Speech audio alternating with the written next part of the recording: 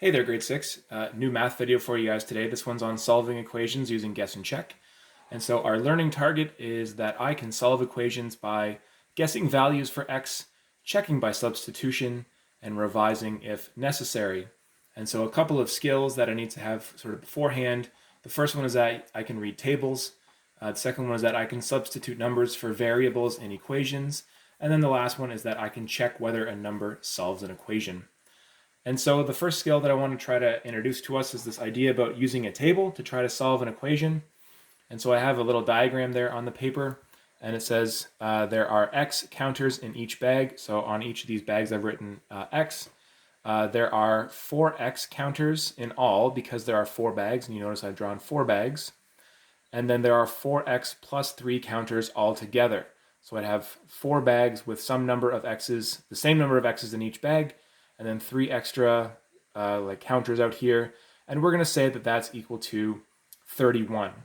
And so what we're going to do is use this table to try to figure out how many counters would be in the bag, and we're going to do it kind of systematically. We're just going to start at 1, we're going to substitute x being 1, and then so we're going to say, well, then that's 4 times 1 plus 3. 4 times 1 is 4, plus 3 is 7. So true, no, it's not 31. Move up to the next number, 4 times 2 plus 3. 4 times 2 is 8, plus 3 is 11. That's not right. Move up to 3. 4 times 3 plus 3. 4 times 3 is 12, plus 3 is 15. That's not right. Next one up is 4. So 4 times 4 plus 3 is going to equal 19. That's not quite there. Onward to 5 times 4 plus 3 is 23. That's not quite there. Move on to 6.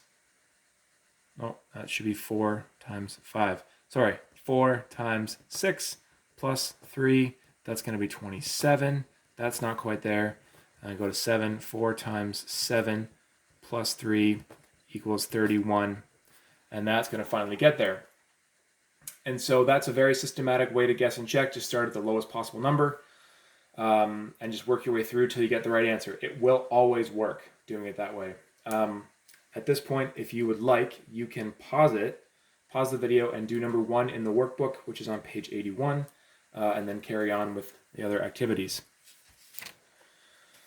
So that one kind of takes a while, and maybe what we can do is figure out something else by using the guess and check method to solve equations. And so here we have 7h plus 2 is 44.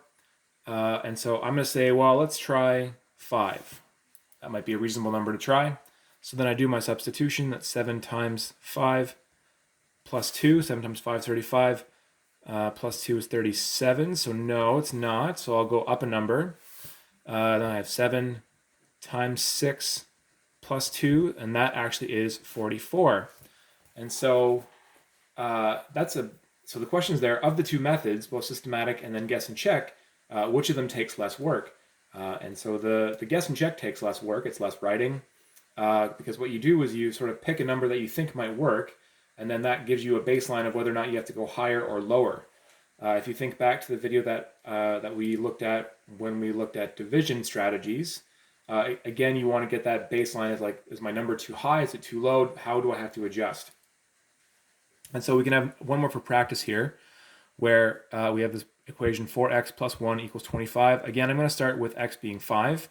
So then I'll do my substitution. So it's 4 times 5 plus 1, which is 21. So that's too low. So I know I have to go a little higher.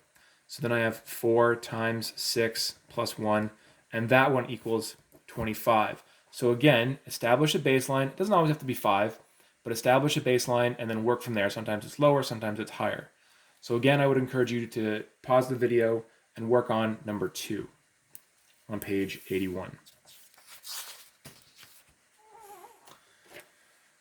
So the last stuff that we're going to be talking about, because it's just a short lesson in the book, is the idea of using guess and check, using the guess and check strategy to find a mystery number. And so over here I have the problem n times n equals 343. And again, it's all the same variable, so the number is the same. And so what I've done is I've started a pattern to use a table. So n's 1, 2, 3, 4, and 5, and then I'm just doing substitution. So 1 times 1 times 1 is 1, 2 times 2 times 2 is 8, 3 times 3 times 3 is 27, 4 times 4 times 4 is 64, I believe. 5 times 5 times 5 is 125. So we're still not quite there, so let's try 6. We have 6 times 6 times 6. So that's 216.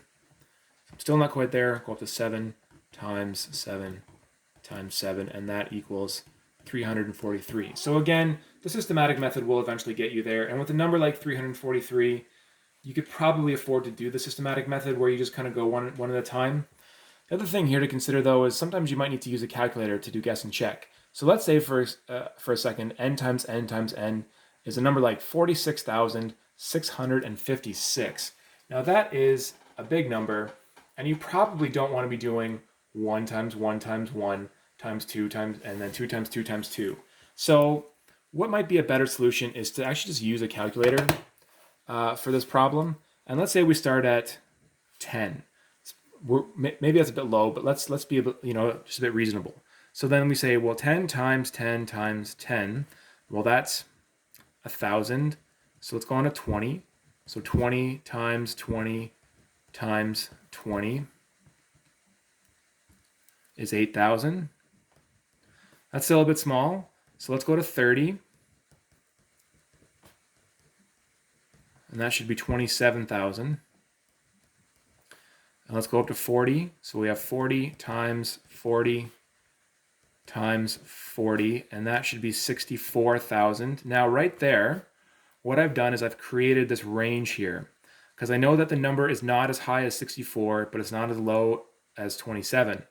And so somewhere in the between 30 and 40 is my number. So I'm going to have the distance. So I'll say 35 times 35 times 35. And so that is 42,875. And so maybe I'll go a little bit higher, go to 36. So we have 36 times 36 times 36, and that's 46,656. And so again, if you had to just do it systematically, 1 times 1 times 1, 2 times 2 times 2, 3 times 3 times 3, it would take you forever to do that. So using a bit of logic in your guess and check will help you figure that stuff out. At this point, all that's left is number 3 in the workbook on page 81. And so I'd encourage you to work on that now. And thanks for watching, and have a great day.